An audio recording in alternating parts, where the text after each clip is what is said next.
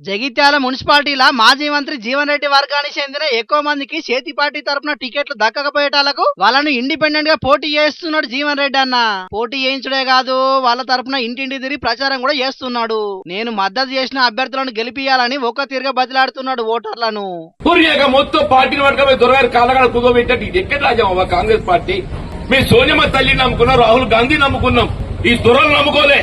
పట్టుకపోయి దొరగారు కాలగాడ పడి ఉండంటే ఎవరు పెద్దలు అన్నాడు. నీ అక్క ఎట్లా అట్లా నాకు ధైర్యం, నేను ముజరాజ్ బిడ్డ తెలుగులో బిడ్డ కొట్లాడతాను, ఆ ధైర్యం కావాలి అంటూ నేను కాంగ్రెస్ పార్టీని, సోనియా గాంధీని, రాహుల్ గాంధీని నమ్ముకొని పనిచేస్తున్నా.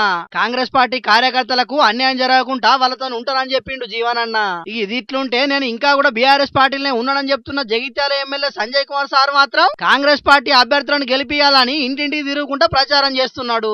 మొత్తానికైతే ఇవాళ కరీంనగర్ జిల్లా చొప్పదండి మండలం గుమ్లాపూర్ లా సీఎం రేవంత్ రెడ్డి బహిరంగ సభ పెట్టి కాంగ్రెస్ పార్టీ అభ్యర్థులను గెలిపియాలని ప్రజలను కోరితే జగిత్యాల మాత్రం కథ వేరే నడుస్తున్నది.